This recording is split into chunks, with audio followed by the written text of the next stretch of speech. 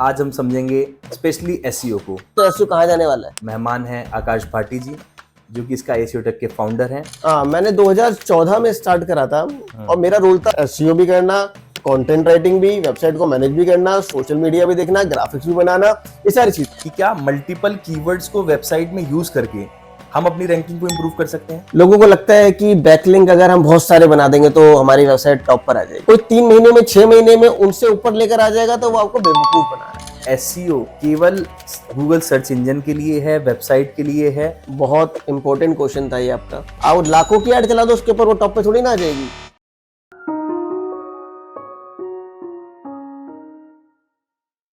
Hello guys, welcome to Sky SEO tech YouTube channel. आज हम बात करने जा रहे हैं डिजिटल मार्केटिंग फील्ड से रिलेटेड। आज हम समझेंगे डिजिटल मार्केटिंग की हर एक इंपॉर्टेंट एस्पेक्ट्स को, स्पेशली एसईओ को। हमारे साथ आज के हमारे मेहमान हैं आकाश भाटी जी, जो कि इसका एसईओ टेक के फाउंडर हैं।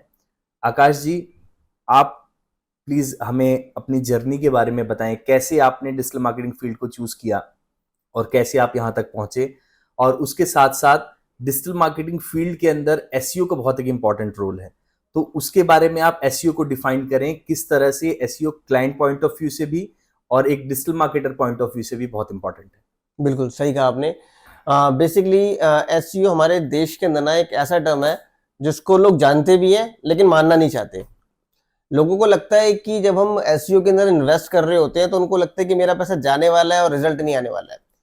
तो ये सारे जो मिथ है ना, ये सारे के सारे हुए हैं जो लोग काम नहीं जानते हैं बेसिकली, लेकिन छोटे छोटे प्रोजेक्ट उठा लेते हैं फिर डिलीवर नहीं कर पाते हैं क्योंकि उनके अंदर बेसिकली स्किल्स की कमी होती है, जिस वजह से जब रिजल्ट नहीं आता है तो क्लाइंट भड़कना स्टार्ट हो जाते हैं। क्लाइंटों को रिजल्ट जब नहीं मिलता तो उनके पेशेंस लेवल चले जाते हैं और फिर ऐसा होता है कि डिजिटल मार्केटिंग एजेंसी जो है वो फिर बेसिकली नेगेटिविटी की तरफ ज्यादा लोग उसको देखने लगते हैं। पहले मैं बात करता हूँ कि मैं अपने बारे में बताता हूँ। मैंने 2014 में स्टार्ट करा था एसईओ। बेसिकली मैंने सोचा भी नहीं था कि मैं एसईओ के अंदर आने वाला हूँ। मैंने कुछ कोर्स करा था सॉफ्टवेयर इंजीनियरिंग के लिए, तो मैंने सोचा कि एक साथ एक कोर्स कर लेता हूँ एसईओ का, ताकि मेरे को आगे फ्यूचर में अगर ऐसी कोई चीज जरूरत पड़ती है तो कम से कम मेरे पास कुछ और ज्यादा स्किल्स हो जाएंगी। पर जब मैंने उसका पढ़ना स्टार्ट करा तो मेरे को अच्छा लगने लगा और फिर मैंने जब जॉब स्टार्ट करी तो मेरे को पहली जॉब ही एसईओ की मिल गई। तो शायद हो सकता है ऐसा लिखा हुआ था कि मेरे को इसी में कुछ आगे करना है। तो जब मेरे को पहली जॉब उसकी मिली तब मेरे पास कोई टीम नहीं थी। तो वो बेसिकली एक ट्रैवल कंपनी थी, तो मेरे पास कोई टीम नहीं थी। उसमें मेरे को अकेले ही इंडिविजुअली मैंने स्टार्ट करा। तो बेसिकली मेरा एसईओ एग्जीक्यूटिव की मेरी जॉब थी। तो मैं ट्रैवल एजेंसी में था, तो उन्होंने मेरे को लगा मेरे को वहाँ पे एसईओ करना है। जब वहां पता लगा तो एक्चुअली यही मेरे को सबसे पहले मेरी पहली जॉब में मेरे को पता लगा कि इतनी बड़ी कंपनी है और उनको कोई नॉलेज ही नहीं है। वहां जब मैं गया अपने एसईओ एग्जीक्यूटिव की जॉब के लिए, और मेरा रोल था वेबसाइट मैनेज भी करना, एसईओ भी करना, कंटेंट राइटिंग भी, वेबसाइट को मैनेज भी करना, सोशल मीडिया भी देखना, ग्राफिक्स भी बनाना, ये सारी चीज। मतलब आप ओवरऑल डिजिटल मार्केटिंग मैनेज कर रहे हैं? हाँ बिल्कुल ऐसा, क्योंकि उनको लगा कि ये जो लड़का है वो सब कर लेगा। हाँ, तो ऐसा सीन था। तो पर क्योंकि अब मेरी पहली जॉब थी तो अब ये तो नहीं कर सकता ना कि सर मेरे को आता नहीं है, और अगर मैं उनको बोलता है कि इन सब चीजों की जरूरत है तो उनको लगता है इतना पैसा कौन लगाएगा, फिर खत्म कर। पर मैंने क्या करा है कि फिर मैंने यूट्यूब से चीजें देख कर, चीजों को समझ कर मैंने फोटोशॉप सीखा, मैंने सोशल मीडिया के मैंने सीखा कि किस तरीके से उसको बूस्ट करा जाता है। तो मैंने वो सारी चीजें मैंने सीखी। एड्स के ऊपर फोकस करा, उनको मैंने लीड्स निकाल के देनी स्टार्ट करी, एसईओ के ऊपर फोकस करा।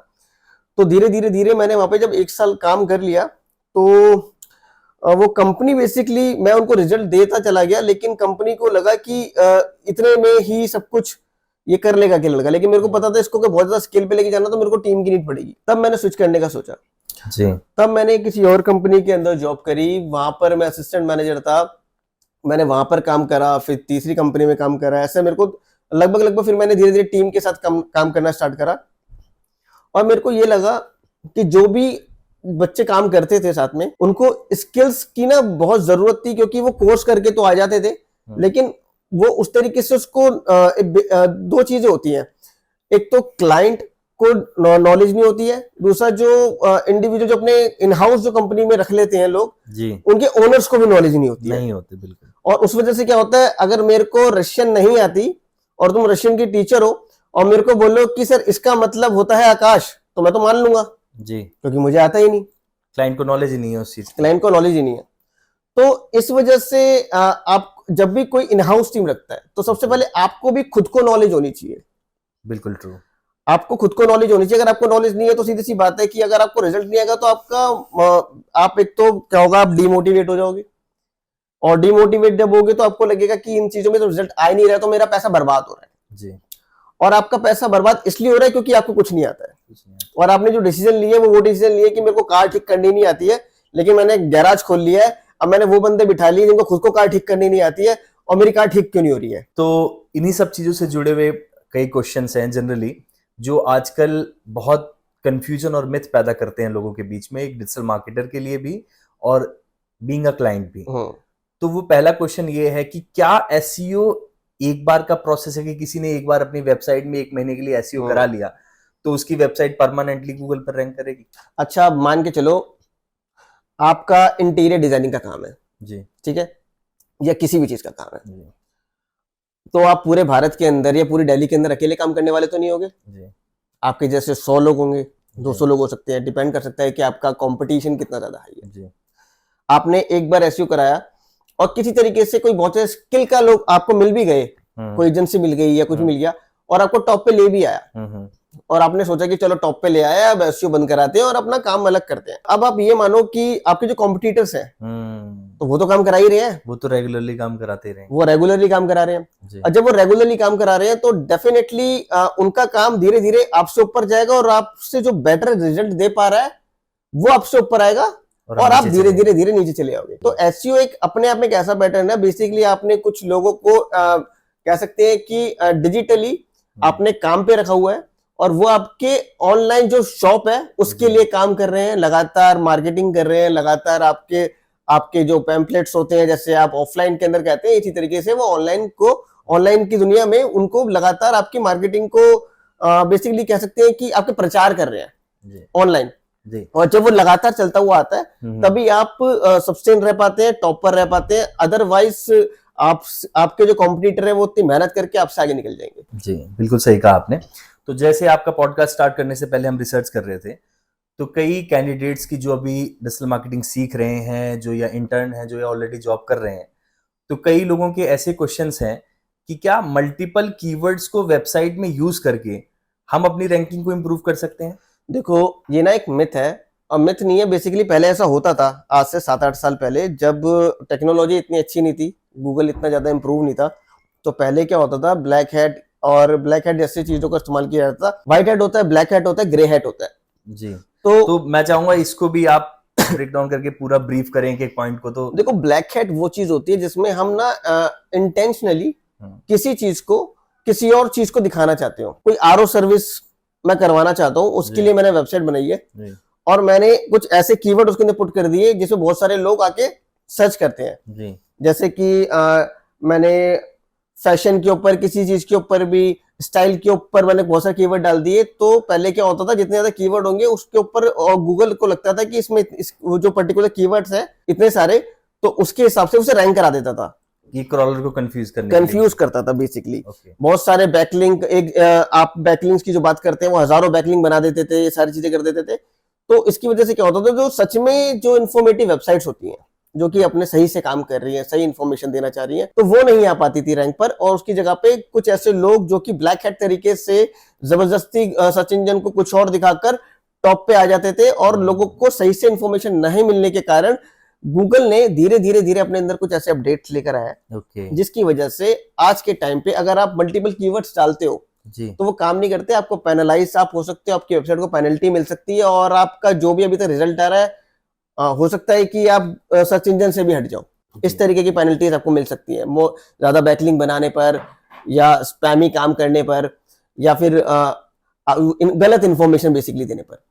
तो जितना भी आप कंटेंट अपनी वेबसाइट पे डालने वाले हो, वो वेबसाइट का कंटेंट नेचुरल होना चाहिए, हैंड रिटन होना चाहिए, और जो भी आप 1000 वर्ड का नहीं, 2000 वर्ड का नहीं, डिपेंड कर सकता है वो कितने ही वर्ड का क्यों ना हो, ठीक है, वो बेसिकली आप आपके जो भी क्वेश्चंस है या जो भी आपका काम है उसको ठीक से ब्रीफ कर दे नेचुरली, और वो कीवर्ड नेचुरली ही उसके अंदर आ जाए। ओके। कई बार ऐसा भी होता है कि कीवर्ड्स वो होते भी नहीं है, लेकिन वो कीवर्ड ना होते हुए भी ऑटोमेटिकली वेबसाइट रैंक करने लगती है आपके कह सकते हैं सिनोनिम कीवर्ड्स के ऊपर भी। अच्छा, तो मेरा नेक्स्ट क्वेश्चन आपके ही दिए हुए आंसर में से था।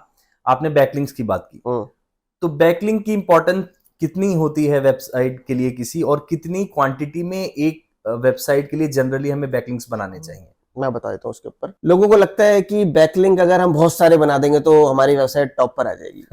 जी। अब सपोज करो एक बहुत बड़ी कंपनी है जी। उस कंपनी के अंदर किसी को जॉब चाहिए। अब इस सड़क के ऊपर बहुत सारे, कोई टायर पंचर वाला होगा या कोई भी रिक्शे वाला होगा या कोई भी आएगा, वो बहुत सारे लोग आके कहेंगे कि सर ये स्किल वाला बंदा, इसको जॉब दे दो। आप उसे जॉब दोगे?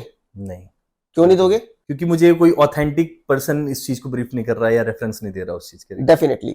और अगर कोई स्किल्ड पर्सन या किसी कंपनी के अंदर बहुत अच्छी पोस्ट पर है, वो अगर आके मेरे को कहेगा या फिर वो अपने ग्राफ मेरे को दिखाएगा, सारी चीज ढंग से ब्रीफ करेगा, उसका रिज्यूमे जिस चीज के लिए बेसिकली जो जो काम उसने बताया वो मैं ठीक से ब्रीफ कर पाएगा, तो मैं उसकी बात सुनूंगा या उन सब लोगों की बात सुनूंगा? डेफिनेटली, जिसके पास स्किल्स है उसकी बात तो यही एक बात है। अगर बैकलिंक्स आपके कम भी है, मतलब कि वो जो लोग जो आपको बेसिकली बताना चाह रहे हैं आपके बारे में कि ये कुछ ऐसा काम करता है, वो कम भी है और वो सही लोग हैं, वो लोग हैं जो कि आपकी बातों को ठीक ठहरा पाए बेसिकली, तो वो कम भी अगर बैकलिंक्स होंगे और गूगल को सही इंटेंशनली आपकी इंफॉर्मेशन को प्रोवाइड करवा पा रहे होंगे, तो वो ही काम करेंगे। और आप जितने भी स्पैमिंग लिंक को ले आओ, मेरे को अगर 10 लोग भी आके मेरे को बोलेंगे कि इस बंदे को जॉब पे रख लो, तो मैं नहीं रखूंगा, क्योंकि मेरे को उनको फर्क भी नहीं पड़ता वो क्या बोल रहे हैं, क्यों बोल रहे हैं। और अपडेट जो आजकल की जो अपडेट है, जो आज जो गूगल है, वो इसी तरीके से काम करता है। अगर आपने लाखों बैकलिंक बना रखे हैं, उनमें से अगर 5 बैकलिंक काम किए हैं जो गूगल को लगता है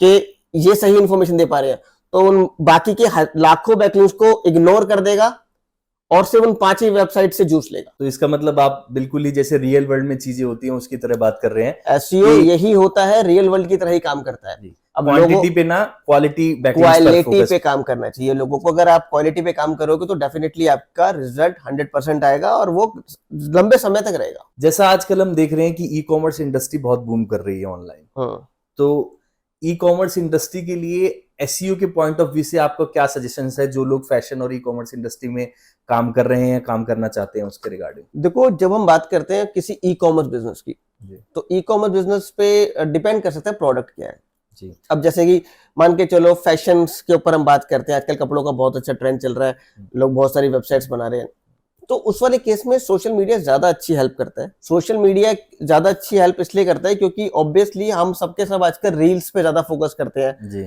तो जितना अच्छा हम उस कपड़े को, उस प्रोडक्ट को, उसकी क्वालिटी को और एडिटिंग के थ्रू वीडियो में प्रेजेंट कर पाएंगे जी, जितने ज्यादा वो बेसिकली व्यूज लेकर आएगी, उतने ही ज्यादा लोगों को हम पे ट्रस्ट होगा और वो ज्यादा से ज्यादा लोग परचेज कर पाएंगे। और फिर उसमें सबसे बड़ा काम आ जाता है एडवर्टीजमेंट का भी। और एडवर्टीजमेंट अगर आपकी सही बेसिकली अगर एडवर्टीजमेंट आपकी सही तरीके से आपने करी हुई है, चाहे वो गूगल एड्स हो गई या सोशल मीडिया एड्स हो गई या फिर किसी भी तरीके की आपने अगर एडवर्टीजमेंट करी हुई है, अगर वो स्ट्रेटेजिकली ठीक है तो वो ब्रांड बनेगा ही बनेगा।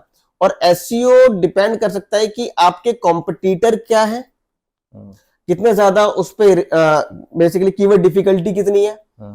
सपोज करो कि आपका कोई क्लोथिंग का ब्रांड है, ठीक है, और जो आपके कॉम्पिटिटर है वो खुद ही बहुत बड़ी बड़ी वेबसाइट्स हैं, ठीक है, मैं कंपनी का नाम नहीं लूंगा, लेकिन कोई भी बड़ी बड़ी वेबसाइट्स होंगी, तो उनको जब हम बेसिकली उनके जब हमारे वो कंपटीशन होते हैं तो हमको उस लेवल का काम भी करना होता है। और अगर मैं कहूँ कि कोई 3 महीने में 6 महीने में उनसे ऊपर लेकर आ जाएगा तो वो आपको बेवकूफ बना रहे हैं। Definitely it's a long process, क्योंकि उन कंपनियों को बनने में भी समय लगा है जी। और जो कंपनी आज 2 साल में कुछ बनकर खड़ी हुई है, तो वो सिर्फ एसईओ के उस पे नहीं, एडवर्टीजमेंट का पार्ट और क्वालिटी का कपड़ों का पार्ट और बेसिकली किस तरीके की उन्होंने स्ट्रेटेजी अपनाई है, वो उस पर ज्यादा रिलाय करता है। तो मेरा नेक्स्ट क्वेश्चन है, जो जनरली मैंने कई बार कई डिजिटल मार्केटर्स से पूछने की कोशिश करी, लेकिन मुझे कोई इसका सही आंसर नहीं मिल पाया। एक बहुत बड़ा मिथ माना जाता है कि क्या एसईओ केवल गूगल सर्च इंजन के लिए है, वेबसाइट के लिए है, या फिर ये सोशल मीडिया और यूट्यूब के लिए भी इंप्लीमेंट होने वाली चीज है? बहुत इंपॉर्टेंट क्वेश्चन था ये आपका जी, कि लोगों को लगता है अगर एसईओ करवाना तो गूगल पे करवाना है जी, क्योंकि गूगल के लिए होता है। तभी मैंने आपसे पूछा इस पहले बारे तुम में। समझते हैं एसईओ होता है क्या है। जी, उसका नाम है सर्च इंजन ऑप्टिमाइजेशन। जी, सर्च इंजन जी, जिसको हम ऑप्टिमाइज कर रहे हैं, चाहे वो माइक्रोसॉफ्ट का बिंग हो गया, चाहे गूगल हो गया, चाहे यूट्यूब के ऊपर जब हम कोई सर्च पे, जहाँ पे हम कोई वीडियो सर्च करते हैं, या इंस्टाग्राम पे जब कोई कंटेंट को सर्च करते हैं, या पिंटरेस्ट पे किसी भी चीज पे जब हम कुछ सर्च करते हैं, जी, तो उसको ऑप्टिमाइज करना, ये एसईओ होता है। जी, मतलब अगर आप गूगल के लिए कर रहे हैं तो गूगल पे वेबसाइट को ऊपर लाना चाह रहे होंगे, जी, यूट्यूब पे कर रहे हैं तो उस वीडियो के लिए करना चाह रहे होंगे जो अपने आप चाहते चैनल हो के लिए कि करना वो चाह उस कीवर्ड के ऊपर टॉप पर आए और ज्यादा से ज्यादा व्यूज लेकर आए। जी, पिंटरेस्ट पे आप अपनी जो फोटोज होंगी या जो भी आपका प्रोडक्ट होगा, ज्यादा से ज्यादा उसके ऊपर ट्रैफिक लेकर आना चाहते होंगे ताकि वो प्रोडक्ट के ऊपर ज्यादा से ट्रैफिक आए और आपकी सेल्स इंक्रीज हो। जी, इंस्टाग्राम पे भी ऐसा ही करना होता है। जी, तो बेसिकली सिर्फ गूगल के लिए नहीं, जहां पर भी आप सर्च इंजन को ऑप्टिमाइज करना चाहते हो, बेसिकली अपने आप कीवर्ड को ऑप्टिमाइज करना चाहते हो, तो वो वहां काम करते एक टर्म है HTTPS। क्या ये ई कॉमर्स वेबसाइट के लिए ही बहुत इंपॉर्टेंट है या ओवरऑल सारी वेबसाइट्स के लिए एक इंपॉर्टेंट रोल प्ले करता है? हैं। देखो, HTTPS बेसिकली क्या होता है, आपकी सिक्योरिटी के लिए होता है, जी, प्राइवेसी सिक्योरिटी के लिए। जी, तो सिर्फ ई कॉमर्स नहीं, चाहे वो ब्लॉग्स हो या नॉर्मल वेबसाइट्स हो, जी, HTTPS होना चाहिए हर वेबसाइट के अंदर, कंपलसरी है। आपकी वेबसाइट को हैक होने से भी बचाता है, किसी तरीके का safety point of view safety से। पॉइंट ऑफ व्यू से वो होना ही चाहिए। तो मेरा नेक्स्ट क्वेश्चन आपसे ये है कि कई बार लोग ऐसा कहते हैं कि जिन वेबसाइट्स पर रेगुलर गूगल एड्स चलती रहती हैं या आप अपनी वेबसाइट पर, क्लाइंट की वेबसाइट पर गूगल एड्स चलाते हैं, तो उन वेबसाइट्स को कंपैरेटिवली रैंक कराना ज्यादा इजी होता है रेदर देन जो वेबसाइट्स पर अभी गूगल एड्स नहीं चली है। ऐसा कुछ है क्या? मतलब वो कहना चाहते हो उसका एसईओ में रिजल्ट बहुत अच्छे तरीके से आता है जी, जो एड्स लाते जी, हैं। मेरा यही क्वेश्चन ऐसा कुछ नहीं है। अच्छा। देखो, गूगल जानता है इस चीज को कि लोग किस तरीके से मैनिपुलेट करने वाले हैं। ओके, तो गूगल के जो एड्स का काम है वो उसकी अलग एल्गोरिदम है, और एसईओ का जो है उसकी वो अलग एल्गोरिदम है। आप अगर कंटेंट नहीं भी डालेंगे, कुछ नॉर्मल सी चीजें और उसके अंदर डाल के अगर एड चलेंगे चल जाएगी। अब एक वेबसाइट जो टॉप पे रैंक कर रही है, आप लाखों की एड चला दो उसके ऊपर, वो टॉप पे थोड़ी ना आ जाएगी। वो अपनी दम पर आई है, अपने रिव्यूज से आई है। तो बेसिकली ये बहुत बड़ा मिथ है एक। मिथ है, ये ऐसे काम करती ही नहीं है। अभी मैं अब मान के चलो कोई कंपनी है, रिलायंस है, वो इतनी बड़ी कंपनी है। जी, अब मेरे को जैसे फंड मिल गया यूएस से, मैं करोड़ों रुपए की एड चला देता हूँ, तो क्या मैं रैंक से बड़ा बन जाऊंगा? नहीं, बन भी सकता हूँ। डिपेंड कर सकता है कि वो कितना समय उसको लग गया, या किस तरीके से उसका एसईओ हुआ है, या किस तरीके से उसकी स्ट्रेटेजी फॉलो हुई है, लेकिन वो एड्स के साथ नहीं होने वाला। जी, सिर्फ एड्स से नहीं। मेरा नेक्स्ट क्वेश्चन आपसे ये है कि जो भी यूथ डिजिटल मार्केटिंग की तरफ जाना चाह रहा है, उसको आप एसईओ का रोल किस तरह से बता सकते हैं कि डिजिटल मार्केटिंग में एसईओ की क्या इंपॉर्टेंस है? देखो, जो भी कोई नया स्टूडेंट या कोई भी बंदा जो कि एसईओ की तरफ या डिजिटल मार्केटिंग के अंदर आना चाहता होगा, देखो इसमें ना बहुत सारे, जनरली आजकल मैं बता ये रहा हूं, बोला जाता है कि हाँ, सोशल मीडिया और एड्स की तरफ जो मूव करते हैं उनका फ्यूचर ज्यादा ब्राइट है कंपैरेटिवली एसईओ। तो इस पे आप क्या कहेंगे? आप जब भी कोई सर्विस लेना चाहते हो या कुछ करना चाहते हो, कुछ भी खरीदना चाहते हो, कि आप कहाँ सर्च करते हो? गूगल पर। गूगल पे। जी, और जो टॉप पे 3 वेबसाइट या टॉप 10 में आ रही होती है उसी से खरीदते होगे। जनरली आप उसी से खरीदते हो। यही होता है। 10 साल बाद भी ऐसी करने वाले होगी अगर कुछ ऐसा ही चलता रहा तो।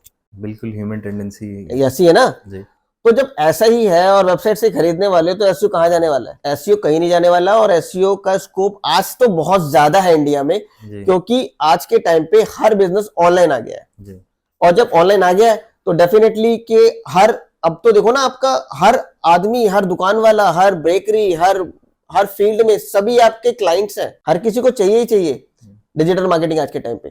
अगर नहीं कराएंगे तो मान के चलो कि कोई ऐसा बंदा है जो कि सालों से उसकी दुकान चलती हुई आ रही है और अच्छी खासी सेल्स कर रहा है, अब वो क्या जिंदगी भर वो सेल रख पाएगा? वो रख पाएगा अगर चांदनी चौक के अंदर अगर कोई लाला है, अगर उसकी कोई मिठाई की दुकान है, उसके पास जो कस्टमर आ रहे हैं वो जिंदगी भर चला पाएगा, लेकिन वो सिर्फ अपने ही चांदनी चौक के लोगों को बेच पाएगा। वो एक लोकेशन तक ही सीमित है। अगर ये लाला ऑनलाइन आ जाए और जो कि दूर दूर से लोग उससे आके मिठाइयाँ खाते हैं और उनको पता लग पाए, जो कि कोई रहता है आपका मान के चलो कोई अचार बेचता है और अचार वो चाहता है कि चांदनी चौक का बहुत टेस्टी अचार है जो कि मेरे को वहां पे जाके मिल जाएगा। अब उसने कोई वेबसाइट देखी कि उस लाला की वेबसाइट है जो कि फॉरेन में भी, कनाडा के अंदर, यूएस के अंदर, चेन्नई के अंदर, गोवा के अंदर, अब घर बैठे बैठे कोई खरीद सकता है, तो मान के चलो कि अगर उसकी लाख रुपए की पर डे की सेल अगर चांदनी चौक से थी तो 10 लाख तो ये पर डे की सिर्फ ऑनलाइन बेच के कमा लेगा। तो ये फर्क होता है कि आप अपने बिजनेस को जब ऑनलाइन लेकर आते हो तो 100 टाइम तक 1000 टाइम तक आपकी सेल इंक्रीज हो सकती है।